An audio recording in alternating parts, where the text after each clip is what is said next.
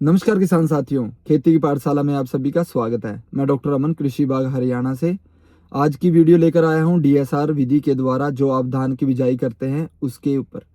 धान की सीधी बिजाई या डीएसआर कह लो, इसमें क्या प्रोसेसिंग रहती है वेरिफिकेशन की, कहां पे आप आवेदन कर पाएंगे, कितनी अनुदान राशि आपको मिलती है, इसके बारे में मैं आपको जानकारी दूंगा। सबसे पहले किसान भाइयों, मैं आपको बताना चाहता हूं यह चैनल किसानों के लिए ही मेरे द्वारा बनाया है ताकि हर जानकारी, लेटेस्ट जानकारी और समय से आपको मिल पाए।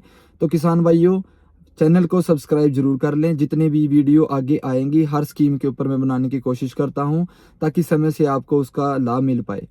तो आज जानते हैं डीएसआर की सीधी बिजाई के बारे में। डीएसआर की सीधी बिजाई 2026 हरियाणा सरकार द्वारा चलाई गई है। वो अब उसके आवेदन स्टार्ट हो चुके हैं। 15 जून उसकी लास्ट डेट है। आप मेरी फसल मेरा ब्यौरा के ऊपर ही उसका पंजीकरण करवा पाएंगे। धान की सीधी बिजाई होती क्या है, पहले उसके बारे में जान लेते हैं। धान की सीधी बिजाई है कि आप धान की बुआई प्योद से ना करके, ट्रांसप्लांटिंग से ना करके, डीएसआर मशीन द्वारा उसका उपयोग करके अगर आप धान की सीधी बिजाई करते हैं तब उसकी अनुदान राशि आपके बैंक अकाउंट में कृषि विभाग डालता है वेरिफिकेशन के बाद। काफी किसान भाइयों के मन में यही शंका होती है कि धान की सीधी बिजाई कैसे और कब करनी चाहिए। धान की सीधी बिजाई आप 15 मई से स्टार्ट कर सकते हैं। 15 मई से इसको चाहे 20 मई कर लो, 25 मई तक भी काफ़ी किसान 1 जून से भी स्टार्ट करते हैं। इसमें बहुत ही अच्छी पैदावार देखने को मिलती है। मैं आगे एक वीडियो भी डालूंगा। मेरे द्वारा बहुत से डीएसआर करने वाले किसान भाइयों का इंटरव्यू लिया गया था जिनमें उन्होंने बताया मुझको कि इसकी पैदावार स्टार्टिंग में उनके पास कम रही थी, लेकिन अब जो पहले वीडीसाइड, हर्बिसाइड आते थे उनका प्रयोग करके उसकी जो खरपतवार था वो नहीं मरता था, लेकिन अब ऐसी टेक्नोलॉजी पेस्टिसाइड द्वारा आ गई है, उस पर इजीली कंट्रोल हो जाता है। तो इसमें अलग से आपको शंका और कोई समस्या नहीं आती ताकि आपकी उपज अच्छी हो और अच्छा आपको झाड़ निकले। इसमें 45 रुपये प्रति एकड़ के हिसाब से हरियाणा सरकार आपको देती है। इसलिए जो भी किसान भाई धान की सीधी बिजाई कर रहे हैं वो अपना आवेदन जरूर करा लें। बहुत से किसान भाइयों की अनुदान राशि ना आने का कारण यही रहता है कि वो डीएसआर तो करते हैं लेकिन उसका अनुदान लेने के लिए आवेदन नहीं कर पाते।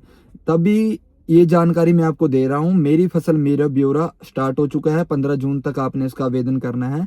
जब आप अपनी फसल का पंजीकरण कराने के लिए जाते हो, सबसे पहले वहां पर आप जब किला नंबर सेलेक्ट करते हो वहां पे ये पूछा जाता है क्या आपने धान की सीधी बिजाई की हुई है, धान की सीधी बिजाई की विधि प्रयोग करके आप बिजाई कर रहे हो।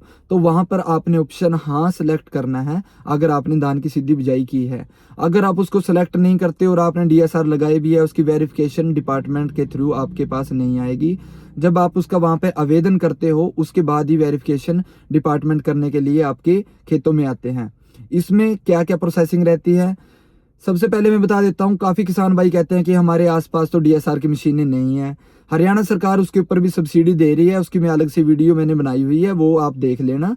लेकिन कुछ जिलों में हरियाणा सरकार द्वारा डिपार्टमेंट को डीएसआर की मशीनें दी हुई हैं जो बहुत ही कम मात्रा में पैसे लेते हैं, बहुत ही कम रेट में 115 रुपये प्रति एकड़ के हिसाब से आप उसका प्रयोग कर सकते हैं। और जब भी आपका काम फिनिश हो जाए तो उसके बाद आप डिपार्टमेंट को लौटा सकते हैं। ये आप अपने नज़दीकी जो कृषि विभाग है, हेडक्वार्टर्स होते हैं, डीडी ऑफिस, वहाँ पे जाके पता कर सकते हैं कि उनके पास डीएसआर मशीन है उपलब्ध या नहीं। आप वहाँ से इसका प्रयोग करके अपना कम रेट में ही डीएसआर की विधि से बिजाई कर सकते हैं और अनुदान राशि ले सकते हैं।